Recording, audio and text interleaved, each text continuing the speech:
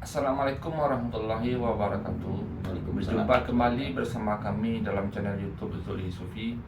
Dalam channel part yang ke-6 ini kami akan membahas mengenai apakah Nur Ahmad itu sudah ada di dunia ini dan perwujudan apa dianya. Langsung saja kita tanyakan kepada tuanku. Assalamualaikum tuanku. Waalaikumsalam warahmatullahi wabarakatuh. Apakah Nur Ahmad itu sudah lahir ke dunia ini tuanku? Dan perwujudan apa dianya? Satu lagi tuanku, apakah Nabi Isa itu akan ada bersama Imam Mahdi nanti berjuang di akhir zaman? Tolong tuanku jelaskan dengan detail. Assalamualaikum warahmatullahi wabarakatuh. Puji syukur karena Allah Subhanahu wa taala kita bisa berjumpa kembali di sini. Salawat bering salam kepada junjungan besar Nabi Muhammad sallallahu alaihi wasallam. Semoga mendapat syafaat dari dia dan berjumpa dengan dia di hari akhir nanti. Amin ya rabbal alamin. Kita kembali dulu masalah perdudukan telah tahu istananya Nabi Muhammad. Kita kembali dulu. Di surga pertama sebelah kirinya ujung sini ada Dewa Brahma. Yang di alam Jabarut di bawahnya itu di sebelah sininya itu tempat surga loka namanya. Di manakah posisi Siwa? Posisi Siwa di Arsy. Tapi Siwa tidak bisa menempuh tirai, tidak diizinkan, tidak ada wewenang di sana. Hanya yang bisa menempuh tirai malaikat Jibril, Israfil, dan Mikail. Selesai sudah ya masalah ini. Masalah pertanyaan saudara Rizal, sebenarnya saya malas untuk menjawab ini. Ini bukan urusan saya nih sebenarnya, urusan para ulama dan para ustadz. Tapi karena saudara Rizal bertanya, akan saya jawab pertanyaannya ini. Kita ambil dulu ayat Al-Quran surat 24 ayat 55. Di Al-Quran itu mengatakan Allah akan menjadikan khalifah dari seorang golongan orang mukmin, berkuasa seperti yang telah dahulu berkuasa. Ini yang disebut khalifah di akhir zaman. Ini dia nih saudara Rizal. Kita kembali gabungkan dengan hadis Rasulullah SAW. Al-Mahdi itu dari garis keturunanku, namanya seperti namaku, dan nama ayahnya seperti nama ayahku. Ini hadisnya Rasul ini. Bukan namanya Muhammad bin Abdullah atau nama ayahnya, bukan begitu caranya. Cara penafsirannya bukan begitu. Itu hanyalah kiasan, tapi hakikatnya bukan seperti itu. Satu, ismi, ketinggian ilmunya sama dengan Nabi Muhammad dulu, karena Muhammad juga. Di sini nih penjelasannya. Ismu, namanya, nurnya itu Nur Ahmad juga yang turun ke muka bumi ini. Nur Ahmad inilah yang dinamakan Al-Mahdi. Tapi jasad yang berbeda, tempat yang telah berbeda. Ini sudah detail, jelas nih masalah ini ya. Dan kita kembali kepada Nabi Isa. Apakah Nabi Isa akan berjuang sama Mahdi di akhir zaman? Begitu saudara Rizal? Tidak. Nabi Isa tidak akan turun lagi di akhir zaman. Kita ambil surat 4 ayat 159. Tidaklah beriman ahli kitab kecuali beriman kepada Isa atas kematian Isa, menjelang kematian Isa.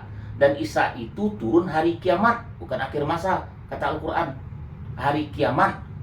Nabi Isa inilah yang akan membenarkan ajaran Islam kepada mereka. Inilah ajaran Islam, mengapa tidak engkau ikuti? Itulah kejelasan ayat ini. Seandainya pun ada hadis yang mengatakan Isa itu turun, dikesampingkan dulu hadis, karena bertolak dengan Al-Quran. Al-Quran itu kalamullah, perkataan Tuhan dengan nabinya, dengan kekasihnya sendiri. Muhammad itu tidak bisa ditoleransi, karena ayat Al-Quran murni, tidak bisa dirubah sampai akhir zaman. Kalau hadis bisa. Ini sudah jelas ini saudara Rizal. Jadi saya jelaskan sekali lagi ya saudara Rizal. Jadi Nur Ahmad itulah Al-Mahdi, cuma wujud yang berbeda, tempat yang berbeda. Di manakah Al-Mahdi itu? Ini kita bahas masalah ini. Al-Quran tidak mengatakan Al-Mahdi itu dirahasiakan Allah. Tidak ada Al-Quran mengatakan Al-Mahdi itu turun di Arab. Tidak ada saudara Rizal. Tidak ada dimanapun, tidak dijelaskan dalam Al-Quran.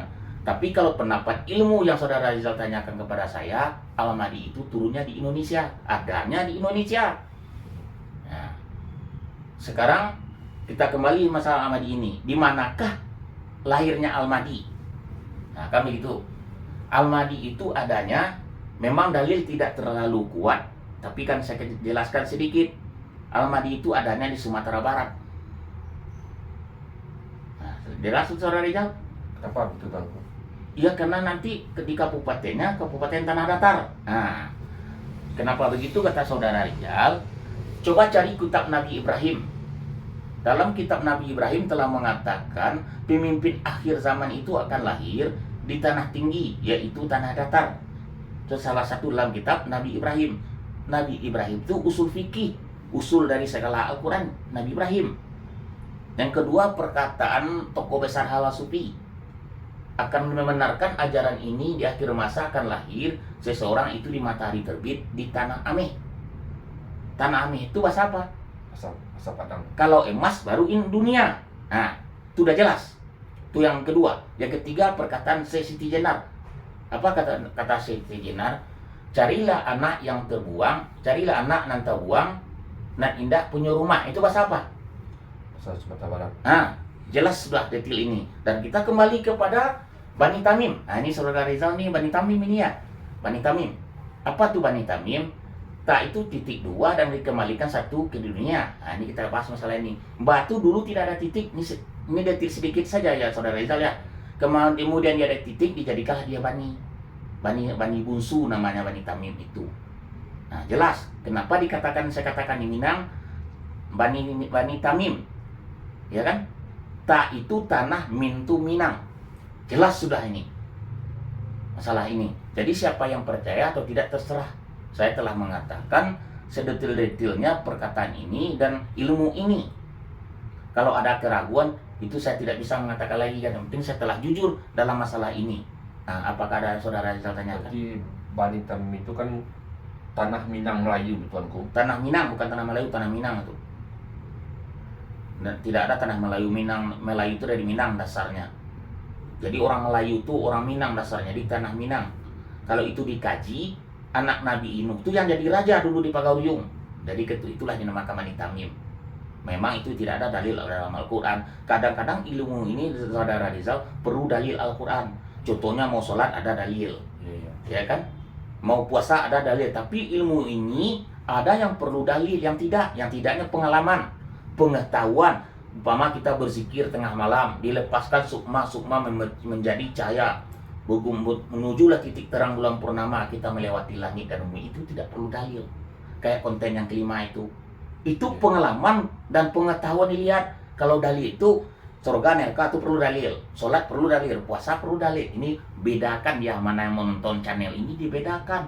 Kalau tidak memahami hal ini, ya terserah. Saya mengatakan kejujuran, kalau Anda perlu dalil, akan saya beri dalil. Masalah itu surga dan neraka, sholat, saya bilang tadi ya kan. Nah, apalagi ada yang saudara Rizal tanyakan?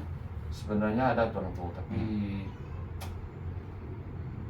ya begini Tuanku ya. Semasa hidupnya Rasulullah, Rasulullah kan menjamin seseorang akan masuk surga. Itu kan semasa dia hidup. Setelah beliau meninggal, apakah tidak ada jaminan lagi buat umat manusia untuk masuk surga? Dan satu hal lagi Tuanku, di akhir zaman nanti kan ada seorang pemimpin yang bisa memasukkan manusia ke surga. Itu kan Imam Mahdi. Setelah Imam Mahdi nanti meninggal, apakah nasib umat manusia lagi Tuanku? Bagaimana nasib umat manusia lagi?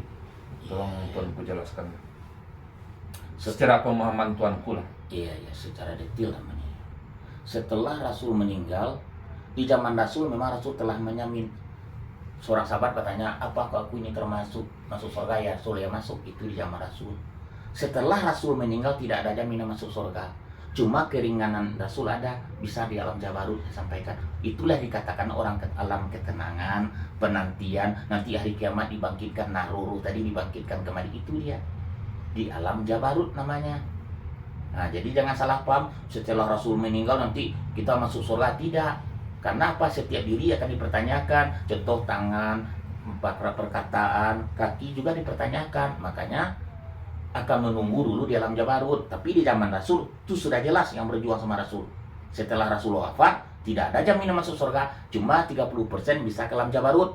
Nah, dia menunggulah kita. Itu yang dikatakan orang sehari 1000 tahun tidak terasa kita menunggu. Itulah yang di alam Jabarut.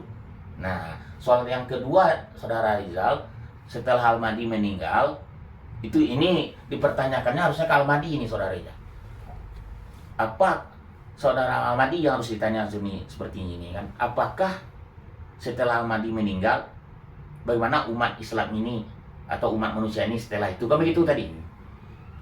Yang jelas berjuanglah dulu dengan Al-Mahdi, korbankanlah segala sesuatu itu, dia bisa menjamin surga Al-Mahdi. Karena Al-Mahdi itu nurnya Nur Muhammad juga, Nur Muhammad, Nabi Muhammad, nurnya Nur Muhammad juga, sama. Cuma dia tidak Nabi saat ini, menjadi seorang wali atau seorang khalifah. Nah, jadi berjuanglah dia bersama dia dahulu. Soal menyamin itu apalagi generasi yang setelah Al-Mahdi. Kalau menurut pandangan saya, ada 2 lagi khalifah setelah Al-Mahdi meninggal. Tapi soal menyamin itu nantilah kita bahas di lain waktu. Bukan saya tidak tahu ya masalah ini masalah Islam ke depannya ini. Kita tutup dulu. Satu hal lagi, Tuanku. Ya. Kenapa Siti Jenar dan Al-Halak Sufi bisa langsung masuk surga? Ilmu apa yang dia pakai, yang dia dapati sampai begitu hebatnya dia ini? Tapi kan sudah saya jelaskan di konten yang kelima, dia mengetahui sedikit rahasia alif rapan. Jadi dia ilmu itu yang dia pakai. Sir itu kan bukan rahasia, sir itu darah putih. Nah, malah saya itu menyebutnya insung itu apa? Cahaya darah putih. Nah, ini terbuka rahasia sedikit ini. Nantilah masalahnya kita bahas masalah ini kan. Dengan dia itu wajar, dengan satu kilat dia bisa masuk, itu wajar karena dia mengetahui masalah kodim. Yang di diri, kalau dikaji diri orang semua pusing. Saya tidak mau berkaji ini, Saudara Rizal, tele-tele di dalam kalbu ada sir, ada jiwa. Bukan begitu. Sir itu rahasia, sir itu sin. Apa sin itu? Dari mana asalnya? Di kitab Hindu juga ada sin, Saudara Rizal, tapi dia tidak tahu. Kitab Buddha ada sin, tapi dia tidak tahu apa kebenaran sin ini. Nah, jadi sin ini kalau dijatuhkan ke tubuh itu darah putih. Nah, ini kalau dalam pengajian Siti Jenar, insung itu cahaya yang terdalam dari Nur Muhammad. Nah, itu. Jadi malas saya untuk membahas masalah ini, ya kan? Nah, apa sih ada? Tidak, Tuanku. Sudah cukup, Tuanku. Jadi kita tutup dulu pengajian ini sampai di sini, dan kita akan bertemu dengan pengajian selanjutnya. Dengan itu hanya sedikit masalah rahasia alif akan saya buka. Dan bagaimana cara kita bisa setelah wafat dari dunia ini menempuh alam Jabarut. Nah, dan di sini saya tegaskan sekali lagi ya, Saudara Rizal, bahwasanya Nabi Isa itu tidak akan turun di akhir zaman. Karena ayat 459 telah mengatakan di hari kiamat, turunnya hari kiamat. Setelah ini turun hari kiamat membenarkan ajaran Islam. Jadi surat Ali Imran 185 telah mengatakan, Kulun binatsin soal ikatan maut, setiap yang bernyawa telah mati. Ya, jadi dia telah mati, dia akan membenarkan Islam nanti. Nah, sekian dulu pengajian ini. Saya tutup dengan Assalamualaikum warahmatullahi wabarakatuh.